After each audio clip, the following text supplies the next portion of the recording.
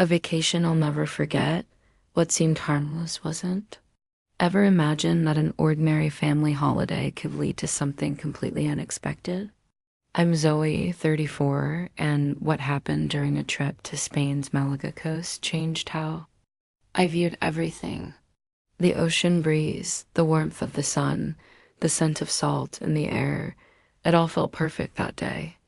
But what followed caught me off guard in ways I couldn't have predicted.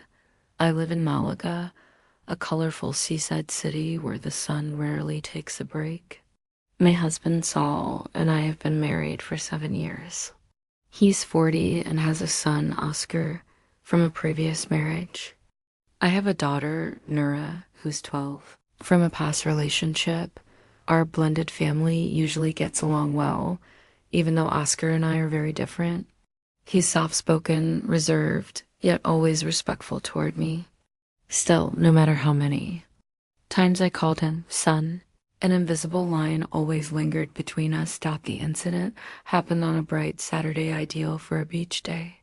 Saul, Oscar, Nura, my longtime friend, Daniel, and I headed to La Malagueta, a famous beach spot.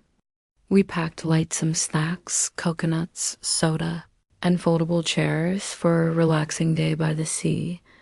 The scenery was breathtaking, deep blue waters, golden sand, and Nura's laughter echoing as she splashed in the waves. I wore a simple blue bikini, nothing flashy, just comfortable and practical for a family outing. It fit well and didn't reveal more than necessary, so I didn't give it a second thought. When the day ended, we cleaned up at the public showers near the beach to avoid tracking sand into the car.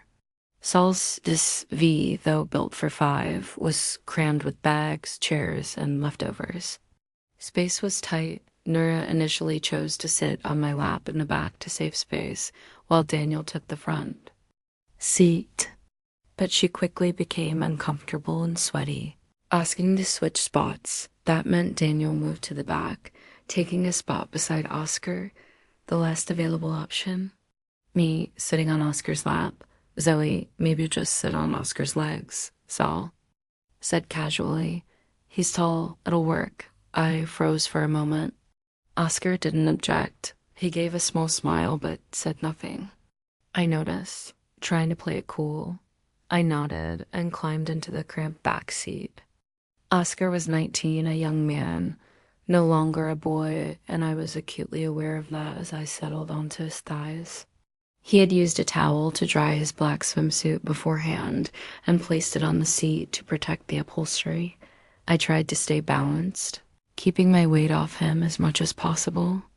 The first few minutes passed quietly. Daniel and Nura chatted in front.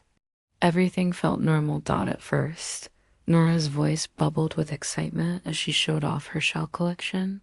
Saul drove in rhythm with the cheerful hum of the radio. The coastline blurred past rows of swaying palms beneath a burning scarlet sky. I tried to stay focused on the passing landscape, anything but the growing pressure beneath me. At first, I chalked it up to bad posture, but the discomfort grew, shifting beneath my hips. Something wasn't right. I didn't dare look down. Couldn't. My pulse surged. Oscar was seated directly under me, his body tense, rigid. I was in a swimsuit, barely a barrier, and suddenly, I was hyper-aware of every movement, every breath. He said nothing, but his body told the truth. I sat frozen, locked in place, pretending this was all nothing, just a weird coincidence. My body, however, didn't buy the lie. I had tried to ease the pressure, pushing through my legs, hoping to rise subtly. Instead, the friction deepened. Heat bloomed where there should have been only space. I grabbed the beach tote, placing it over my lap like I was looking for something. Anything to hide the truth. He stayed perfectly still, composed, but his shoulders, his stillness, it was restraint, not calm. Each dip in the road sent my skin grazing his. Each jolt tightened the coil of awareness between us. I despised the feeling. Despised the confusion threading through me. Then the car jerked sharply down my bikini, slid sideways. There was contact there, direct at my stomach flipped. Shame surged in. So did something I didn't want to name. Oscar's hand gripped mine tight, conflicted. He wasn't pulling me in. He was anchoring himself, fighting whatever storm was inside. Hemmed up, the car slowed to a red light. The radio kept playing. Oblivious, he leaned forward quickly, hair shielding his face. His teeth caught my finger, too rough to be romantic. It was a warning to himself. To me, I fixed my swimsuit with a trembling hand. Tried to fix my face, too. Then Nora's voice rang out from the front seat. Mom, are you okay? You look kind of flushed. My heart stopped. Oscar froze, and then Saul, calm, but with suspicion threading his voice, asked, Zoe, you good? I nodded, a lie wrapped in silence. I managed a faint grin, but my tone betrayed unease. All's well, darling. The air's just a bit thick today. Still, I knew Saul wasn't buying it. His eyes lingered too long on me, and on Oscar, his silence pressed down like a weight. He didn't need to speak. Suspicion hung in the air like smoke. Had Nura caught a glimpse of something off? Was Saul piecing it together? Oscar rose slowly, shoulders slouched, head bowed, trying to hide the heaviness in his bones. We didn't speak. Just a flash of eye contact, brief, awkward, loud in its quiet. When we got home, I darted to the bathroom, scrubbing away any trace of what had happened. Oscar slipped wordlessly into his room, not a glance. Not a sound, but Saul's look, the way his eyes followed us, crossed over mine. It unsettled something deep. Even though he and Nura acted normal, I felt the imbalance. And Oscar and we stopped meeting eyes altogether, but still, I felt it. Those glances, those near collisions.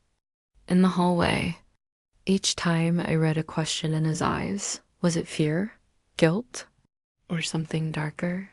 And inside me, the same questions kept churning. Can secrets survive forever? Can lies really hold? What if Saul does find out? What happens to everything I've built? 7 years of family, of effort, of love. This wasn't just a moment. It was a fracture. A reminder that one impulsive act can crack the very foundation you stand on. I let Forbidden's feelings guide my hand. And now I carry the weight of that silence, so I ask you, honestly, have you ever let your emotions push you past your own moral edge? If you were in my place, would you bury the truth deeper? Or would you let it burn through everything? Your thoughts matter. Share them in the comments. Maybe your perspective will help me face mine.